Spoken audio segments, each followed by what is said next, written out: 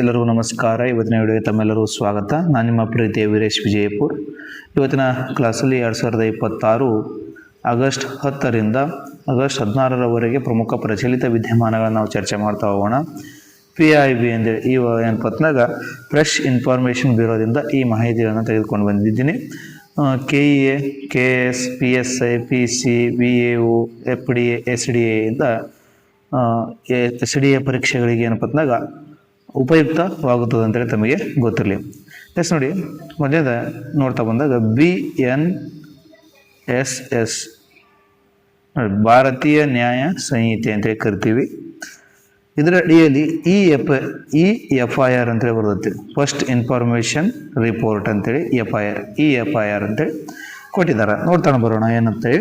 BNSS 2023 section 173 ಸಂಜ್ಞೆಯ ಅಪರಾಧಗಳ ಮಾಹಿತಿ. ನೋಡಿ, ಸಂಜ್ಞೆಯ ಅಪರಾಧಗಳ ಮಾಹಿತಿ ಮೌಖಿಕ ಅಥವಾ ವಿದ್ಯುನ್ಮಾನ ಸಂವಹನದ ಮೂಲಕ ಮಾಹಿತಿ ನೀಡಬಹುದು.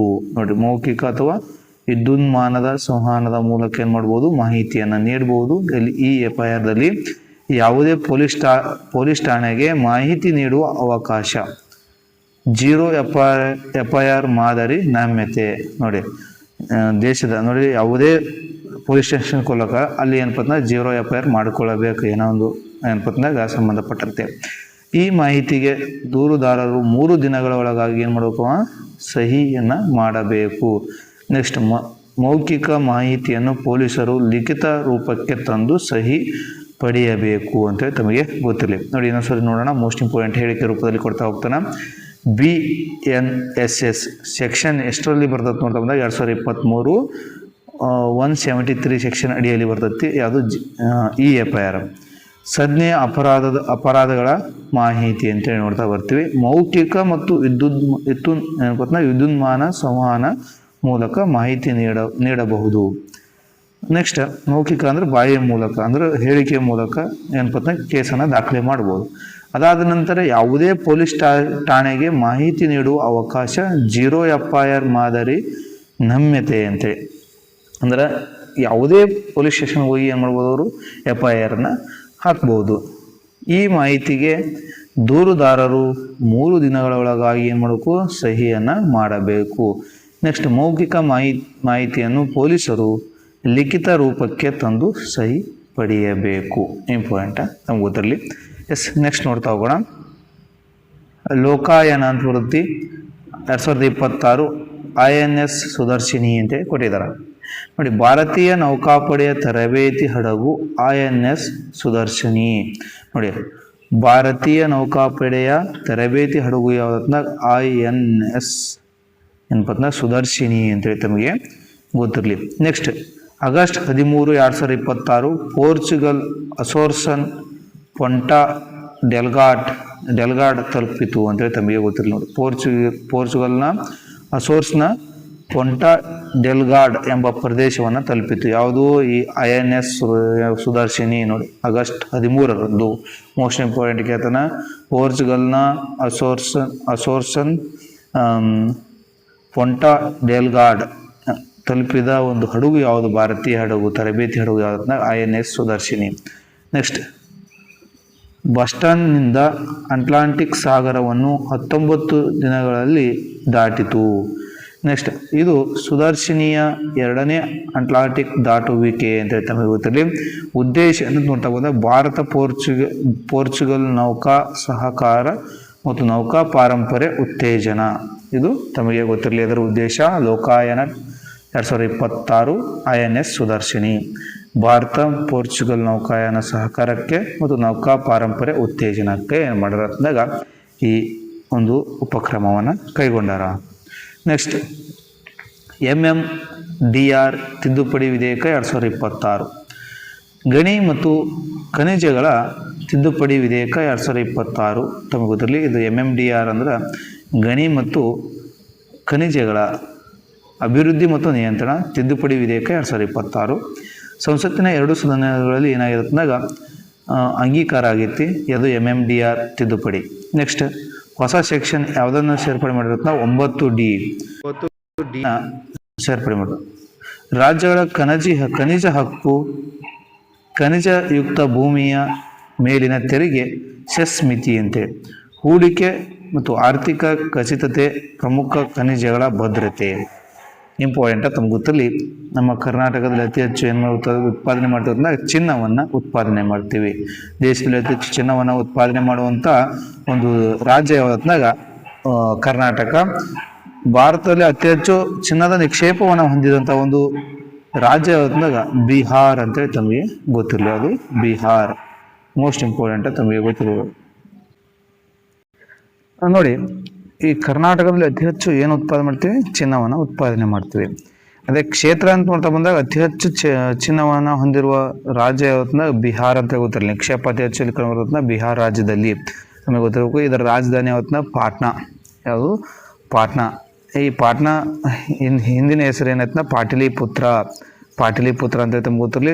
ಗುಪ್ತರ ರಾಜಧಾನಿಯೂ ಸಹ ಇದಾಗಿತ್ತು, ಮೌರ್ಯರ ರಾಜಧಾನಿಯೂ ಸಹ ಇದಾಗಿತ್ತು. ಇದು ಯಾವ ನದಿಯ ತೀರದಲ್ಲಿ ಕಾಣಬರುತ್ತನ? ಗಂಗಾ ನದಿಯ ತೀರದಲ್ಲಿ ಈ ಪಾಟ್ನಾ ಎಂಬ ನಗರ ಕಂಡುಬರ್ತೈತಿ. ಹಿಂದಿನ ಹೆಸರು ಏನಾಗಿತ್ತು? ಪಾಟಲಿಪುತ್ರವಾಗಿತ್ತು ಅಂತೇಳಿ ತಮಗೆ ಗೊತ್ತಿರಲಿ. ನೆಕ್ಸ್ಟ್ ನೋಡಿ, MMDR ತಿದ್ದುಪಡಿ ವಿಧೇಯಕ 2026 ಅಂದರೆ MMDRಗೆ ಇತ್ತೀಚೆಗೆ ತಿದ್ದುಪಡಿ ಅಂತಂದಿದ್ದಾರೆ ಈ ಕಾಯ್ದೆಗೆ 2026ರಲ್ಲಿ. ಗಣಿ ಮತ್ತು ಖನಿಜಗಳ ತಿದ್ದುಪಡಿ ವಿಧೇಯಕ ಆಗಿರುತ್ತೆ. ಇದು ಸಂಸತ್ತಿನ 2 ಸದನದಲ್ಲಿ ಅಂಗೀಕಾರ ಮಾಡಲಾಗಿದೆ. ಯಾವ ಸೆಕ್ಷನ್ ಅನ್ನ ಪರಿಚಯಿಸಲಾಗಿದೆ ನೋಡೋದ್ರಿಂದ 9D ರಾಜ್ಯಗಳ ಖನಿಜ ಹಕ್ಕು. ನೋಡಿ, ರಾಜ್ಯಗಳ ಖನಿಜ ಹಕ್ಕು, ಖನಿಜಯುಕ್ತ ಭೂಮಿಯ ಮೇಲಿನ ತೆರಿಗೆ, ಸೆಸ್ ಮಿತಿ. ನೋಡ್ರಿ, ಖನಿಜ ಸಣ್ಣ ಅಂದ್ರೆ ದೊಡ್ಡ ಪ್ರಮಾಣದ ಯಾವ? ಕಲ್ಲಿದ್ದಲು, ನೋಡ್ರಿ, ಕಲ್ಲಿದ್ದಲು, ಕಬ್ಬಿಣ, ಮ್ಯಾಂಗನೀಸ್, ತಾಮ್ರ, ಅಲ್ಯೂಮಿನಿಯಂ ಇವುಗಳ ಮೇಲೆ ಸಂಪೂರ್ಣ ಹಿಡಿತ ಕೇಂದ್ರ ಸರ್ಕಾರಕ್ಕಿದೆ. ಯಾವುದಕ್ಕಂದಾಗ ಕೇಂದ್ರ ಸರ್ಕಾರಕ್ಕೆ ದೊಡ್ಡ ಪ್ರಮಾಣದಲ್ಲಿ ಇರುವಂಥ ಖನಿಜಗಳಿಗೆ.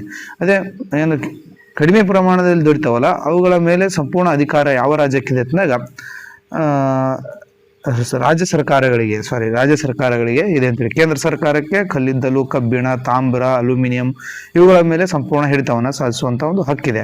ಆದರೆ ರಾಜ್ಯಗಳಿಗೆ ಸಣ್ಣ ಪ್ರಮಾಣದ ಯಾವ ಉದಾಹರಣೆ ನೋಡ್ತಾ ಬಂದಾಗ ನಮ್ಮ ದೇಶದಲ್ಲಿ ಅತಿ ಕಡಿಮೆಯಾಗಿ ದೊರೀತುವಂಥ ಯಾವ ಯಾವುದು ಮೊನೋಜೈಟ್ ಅಂತ ಬರುತ್ತೆ. ಮೊನೋಜೈಟ್ ಅಂತೇಳಿ ಬರುತ್ತೆ. ಈ ಮೊನೋಜೈಟ್ ಮೇಲೆ ಅಧಿಕಾರವನ್ನು ಹೊಂದಿರುವಂಥ ಅಧಿಕಾರ ಯಾರಿಗಿದೆ ಅಂತ ನೋಡಿದ್ರೆ ರಾಜ್ಯ ಸರ್ಕಾರಗಳಿಗೆ ಇದೆ ಅಂತೇಳಿ ತಮಗೆ ಗೊತ್ತಿರಲಿ. ನೆಕ್ಸ್ಟ್, ಭಾರತದಲ್ಲಿ ಹಡಗು ಮರುಬಳಕೆ 2025ರಲ್ಲಿ ಭಾರತ ವಿಶ್ವದ ಒಂದು ಹಡಗನ್ನು ಮರುಬಳಕೆ ದೇಶ ಅಂತ. ಅದು ವಿಶ್ವದ ಮೊದಲ ಏನಪ್ಪ ಹಡಗನ್ನು ಮರುಬಳಕೆ ಮಾಡಿದಂಥ ದೇಶ ಯಾವುದನ್ನ? ಭಾರತ 2025ರಲ್ಲಿ. ಗುಜರಾತ್ನ ಅಲಾಂಗ್ ಸೋಸಿಯಾ ಪ್ರಮುಖ ಹಡಗು ಮರುಬಳಕೆ ಕೇಂದ್ರ. ನೋಡಿ, ಅಲಾಂಗ್ ಬಂದರು ಅಂತ ಬರುತ್ತೆ. ಗುಜರಾತ್ನಲ್ಲಿ ಅಲಾಂಗ್ ಬಂದರು ಪ್ರಪಂಚದಲ್ಲಿ ಅತ್ಯಂತ ದೊಡ್ಡದಾದ ಹಡಗು ಹೊಡೆಯುವ ಬಂದರು ಇದು. ಈ ಅಲಾಂಗ್ ಬಂದರು ಎಲ್ಲಿ ಕಂಡುಬರ್ತದೆ? ಗುಜರಾತ್ನಲ್ಲಿ ಕಂಡುಬರುತ್ತೆ ಅಂತ ತಮ್ಗೆ ಗೊತ್ತಿಲ್ಲ. ಮತ್ತೆ ಇನ್ನೊಂದು ಕಂಡುಬರುವ ಬಂದರು ಯಾವ್ದನ್ನ? ಕಾಂಡ್ಲಾ ಬಂದರು.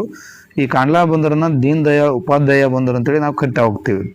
ಇಂಪಾರ್ಟೆಂಟ್ ತಮ್ಗೆ ಗೊತ್ತಿಲ್ಲ. ಇದೇ ಕಾಂಡ್ಲಾ ಬಂದರಿನ ಮೂಲಕ ಬಾಸುಮತಿ ಅಕ್ಕಿಯನ್ನು ರಫ್ತು ಮಾಡಲಾಗ್ತದೆ. ಈ ಬಾಸುಮತಿ ಅಕ್ಕಿಯನ್ನು ಅತಿ ಹೆಚ್ಚು ಉತ್ಪಾದನೆ ಮಾಡುವ ರಾಜ್ಯ ಯಾವ್ದನ್ನ? ಪಂಜಾಬ್ ಅಂತೇಳಿ ತಮಗೆ ಗೊತ್ತಿರಲಿ. ಯಾವುದು? ಪಂಜಾಬ್. ಭಾರತದಲ್ಲಿ ಅತಿ ಹೆಚ್ಚು ಗೋಧಿಯನ್ನು ಉತ್ಪಾದನೆ ಮಾಡುವ ರಾಜ್ಯ ಯಾವ್ದನ್ನ? ಉತ್ತರ ಪ್ರದೇಶ. ಗೋಧಿಯ ಕಣಜ ಯಾವ್ದನ್ನ? ಪಂಜಾಬ್ ಅಂತೇಳಿ ತಮಗೆ ಗೊತ್ತಿರಲಿ. ಎಸ್, ಅದೇ ರೀತಿ ನಾವು ನೋಡ್ತಾ ಬಂದಾಗ ಗುಜರಾತ್ನ ಅಲಾಂಗ್ನಲ್ಲಿ ಸೋಸಿಯಾ ಪ್ರಮುಖ ಹಡಗು ಮರುಬಳಕೆ ಕೇಂದ್ರ ಅಂತೇಳಿ ತಮ್ಗೆ ಗೊತ್ತಿರಲಿ. ಭಾರತ ಸುಮಾರು 98% ಇದೆ ನೋಡಿ. ಭಾರತದ ಸುಮಾರು 98% ಚಟುವಟಿಕೆ ಇಲ್ಲಿದೆ ಅಂತ ನೋಡ್ತಾ ಬರ್ತೀವಿ, ಹಡಗು ಹೊಡೆಯೋದು. ನೆಕ್ಸ್ಟ್, ಮ್ಯಾರಿಟೈಮ್ ಇಂಡಿಯಾ ವಿಷನ್ ಅಂತ ಬರುತ್ತೆ. 2030ರ ಗುರಿಯನ್ನು 5 ವರ್ಷ ಮುಂಚಿತವಾಗಿ ಸಾಧನೆಯನ್ನು ಮಾಡಿದೆ.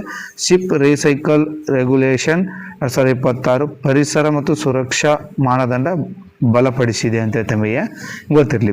ಎಸ್, ಈ ಮರ್ಮ ಗೋವಾ ಬಂದರು ಅಂತ ಬರ್ತೈತಿ. ಇದು ಗೋವಾ ರಾಜ್ಯದಲ್ಲಿರುವಂಥ ಬಂದರು. ಭಾರತದಲ್ಲಿ ಅತಿ ಹೆಚ್ಚು ಕಬ್ಬಿಣವನ್ನು ರಫ್ತು ಮಾಡುವಂಥ ಬಂದರು ಯಾವತ್ತನ್ನ? ಈ ಮರ್ಮ ಗೋವಾ ಬಂದರು ಅಂತ ಗೊತ್ತಿರಲಿ. ಇಂಪಾರ್ಟೆಂಟ್. ನೆಕ್ಸ್ಟ್, DRI ಅಂತ ಬರ್ತೈತಿ. DRI ನೋಡಿ, ಸಾಫ್ಟ್ ಸೌಲಭ್ಯವನ್ನು ಅಕ್ರಮವಾಗಿ ಬಳಸಿದ ಆಮದು ಜಾಲಪತ್ತೆ. ನೋಡಿ, ಇಂಡೋನೇಷ್ಯಾ ಮತ್ತು ಥೈಲ್ಯಾಂಡ್ ಅಡಿಕೆಯನ್ನು ಬಾಂಗ್ಲಾದೇಶ ಮೂಲವೆಂದು ಸುಳ್ಳು ದಾಖಲೆ. ನೋಡಿ, ಇಂಡೋನೇಷ್ಯಾ ಮತ್ತು ಥೈಲ್ಯಾಂಡ್ ಅಡಿಕೆಯನ್ನು ಬಾಂಗ್ಲಾದೇಶ ಮೂಲವೆಂದು ಸುಳ್ಳು ದಾಖಲೆಯನ್ನು ನೀಡಿ ಮಾರಾಟ ಮಾಡಿದ್ದಾರೆ. ಸುಮಾರು 2500 ಕೋಟಿಗೂ ಹೆಚ್ಚು ತೆರಿಗೆ ವಂಚನೆ ಆರೋಪ ತಮಗೆ ಗೊತ್ತಿರಲಿ. ಪ್ರಮುಖ ಪರೀಕ್ಷೆ ಅಂಶ ಅಂತ ನೋಡ್ತಾ ಬಂದಾಗ ಡೈರೆಕ್ಟರೇಟ್ ರೆವಿನ್ಯೂ ಇಂಟೆಲಿಜೆನ್ಸ್ ಅಂತ ತಮಗೆ ಗೊತ್ತಿರಲಿ. ಯಾವುದು DRI ಪೋಲ್ ಫಾರ್ಮ್ ಅಂತೇಳಿ ತಮಗೆ ಗೊತ್ತಿರಲಿ. ಡೈರೆಕ್ಟರೇಟ್ ಆಫ್ ರೆವಿನ್ಯೂ ಇಂಟೆಲಿಜೆನ್ಸ್ ಅಂತೇಳಿ ತಮಗೆ ತಿಳಿದಿರಬೇಕು. ನೆಕ್ಸ್ಟ್, ರಾಷ್ಟ್ರೀಯ ಜೀವ ವೈವಿಧ್ಯ ಪ್ರಾಧಿಕಾರ, ಮೋಸ್ಟ್ ಇಂಪಾರ್ಟೆಂಟ್ ಅದ NBA ಅಂತ ಬರುತ್ತೆ. ನ್ಯಾಷನಲ್ ಜೀವ ವೈವಿಧ್ಯತೆ ಪ್ರಾಧಿಕಾರ ಭಾರತೀಯ ಜೈವಿಕ ಸಂಪನ್ಮೂಲ ಬಳಸಿ 10 ಹೈಬ್ರಿಡ್ ಸಾಸಿವೆ ತಳಿಗಳ ಅಭಿವೃದ್ಧಿ ಪ್ರಕರಣ. ನೋಡಿ, ಭಾರತೀಯ ಜೈವಿಕ ಸಂಪನ್ಮೂಲ ಬಳಸಿ 10 ಹೈಬ್ರಿಡ್ ಮಾಡೋದ್ರಿಂದ ಸಾಸಿವೆ ತಳಿಗಳನ್ನು ಅಭಿವೃದ್ಧಿ ಪಡಿಸಿದ್ದಾರೆ ಅಂತೇಳಿ ತಮಗೆ ಗೊತ್ತಿರಲಿ. ಪಯೋನೀರ್ ಓವರ್ಸೀಸ್ ಕಾರ್ಪೊರೇಷನ್ನಿಂದ 15.52 ಕೋಟಿ ABC ಹಣ ಅಂತೇಳಿ ತಮಗೆ ತಿಳಿದಿರ್ಬೇಕು. ABC ಅಂದ್ರೆ ನೋಡ್ತಾ ಬಂದಾಗ ಎಕ್ಸೆಸ್ ಆ್ಯಂಡ್ ಬೆನಿಫಿಟ್ ಶೇರಿಂಗ್ ಅಂತ ನೋಡ್ತಾ ಬರ್ತೀವಿ. ರಾಜಸ್ಥಾನ ಇದರಲ್ಲಿ ಗರಿಷ್ಠ ಪಾಲನ್ನು ಹೊಂದಿದೆ ಅಂತೇಳಿ ತಮಗೆ ಗೊತ್ತಿರಲಿ. ರಾಜಸ್ಥಾನ ಅತಿ ಹೆಚ್ಚು ಬೆಳ್ಳಿಯನ್ನು ಉತ್ಪಾದನೆ ಮಾಡುವಂಥ ಒಂದು ರಾಜ್ಯ. ಭಾರತದಲ್ಲಿ ಅತಿ ಹೆಚ್ಚು ಬೆಳ್ಳಿಯನ್ನು ಉತ್ಪಾದನೆ ಮಾಡುವಂಥ ರಾಜ್ಯ ಯಾವತ್ತಂದಾಗ ರಾಜಸ್ಥಾನ ಅಂತೇಳಿ ಗೊತ್ತಿರಲಿ. ಇದೇ ರಾಜಸ್ಥಾನದ ಕೇತ್ರಿಯಲ್ಲಿ ಏನು ಕಾಣಬರ್ತದೆ ಅಂದಾಗ ತಾಮ್ರದ ಗಣಿ ಕಾಣಬರ್ತದೆ. ಇಂಪಾರ್ಟೆಂಟಾಗಿ ಕೇಳ್ತಾ ಹೋಗ್ತಾನೆ. ತಾಮ್ರದ ಗಣಿ ಅಲ್ಲಿ ಕಾಣಬರ್ತದೆ ಕೇತ್ರಿ ಅಂತೇಳಿ ಇಂಪಾರ್ಟೆಂಟ್ ತಮಗೆ ಗೊತ್ತಿರಲಿ. ರಾಜಸ್ಥಾನ ಒಂದು ಮರುಭೂಮಿ ಕಂಡುಬರುವಂಥ ಒಂದು ರಾಜ್ಯ. ಅತಿ ಹೆಚ್ಚು ಮರುಭೂಮಿ ಯಾವ ರಾಜ್ಯದಲ್ಲಿ ಹರಿಕೊಂಡಿದೆ? ಥಾರ್ ಮರುಭೂಮಿ ಅಂತ ನೋಡ್ತಾ ಬಂದಾಗ ರಾಜಸ್ಥಾನದಲ್ಲಿ ಕಿವೋಲಾಡಿಯೋ, ರಣತಂಬೂರು, ಸಾಂಬಾರ್ ಸರೋವರ, ಒಂಟೆ ಏನಪ್ಪ ಮೇಳ ನಡೀತಾ ಬರ್ತೈತಿ ರಾಜಸ್ಥಾನದಲ್ಲಿ. ಇಂಪಾರ್ಟೆಂಟ್ ತಮ್ಗೆ ಗೊತ್ತಿರಲಿ. ಜೈಪುರ್, ರಾಜಸ್ಥಾನದ ರಾಜಧಾನಿ ಯಾವುದಪ್ಪ ಅಂದಾಗ ಜೈಪುರ್ ಅಂತೇಳಿ ಬರ್ತೈತಿ. ಈ ಜೈಪುರನ್ನು ನಾವು ಏನು ಕರಿತೀವಿ ಅಂದಾಗ ಪಿಂಕ್ ಸಿಟಿ ಆಫ್ ಇಂಡಿಯಾ ಅಂತ ಕರಿತೀವಿ. ಗುಲಾಬಿ ನಗರ, ಭಾರತದ ಗುಲಾಬಿ ನಗರ ಅಂತೇಳಿ ಕರಿತೀವಿ. ಭಾರತದ ಗುಲಾಬಿ ನಗರ ಯಾವುದನ್ನ ಜೈಪುರ್ ಅಂತೇಳಿ ಗೊತ್ತಿರಲಿ. ಇದನ್ನು ಪಿಂಕ್ ಸಿಟಿ ಅಂತ ಕರಿತಾ ಬರ್ತೀವಿ ಅಂತ ತಮಗೆ ತಿಳಿದಿರಬೇಕು. ನೆಕ್ಸ್ಟ್, ವಿಶ್ವ ಆನೆಗಳ ದಿನ ಆಗಸ್ಟ್ 12. ತಮ್ಮೆಲ್ಲರಿಗೂ ಗೊತ್ತಿರ್ತದೆ. ಆಗಸ್ಟ್ 12 ನಾವು ಏನು ಆಚರಣೆ ಮಾಡ್ತೀವಿ ಅಂದಾಗ ವಿಶ್ವ ಆನೆಗಳ ದಿನ ಅಂತೇಳಿ ಆಚರಣೆ ಮಾಡ್ತೀವಿ. ಆಗಸ್ಟ್ 11 ನಾವೇನಂತ ಆಗಸ್ಟ್ 10 ನಾವು ಏನಂತ ಆಚರಣೆ ಮಾಡ್ತೀವಿ ಅಂದಾಗ ವಿಶ್ವ ಸಿಂಹಗಳ ದಿನ ಅಂತೇಳಿ ಆಚರಣೆ ಮಾಡ್ತೀವಿ. ವಿಶ್ವ ಆನೆಗಳ ದಿನ ಆಗಸ್ಟ್ 12. ಭಾರತವು ವಿಶ್ವದ ಸುಮಾರು 60%, ಮೋಸ್ಟ್ ಇಂಪಾರ್ಟೆಂಟ್ ಪರ್ಸೆಂಟೇಜ್ ಅನ್ನು ಕೇಳ್ತಾನೆ, 60% ಕಾಡು ಏಷ್ಯನ್ ಆನೆಗಳು ಆವಾಸ ಸ್ಥಾನವಾಗಿದೆ. ಯಾವುದು? ಭಾರತ. ನೆಕ್ಸ್ಟ್, SAIEE ಅಂತ ಬರುತ್ತೆ.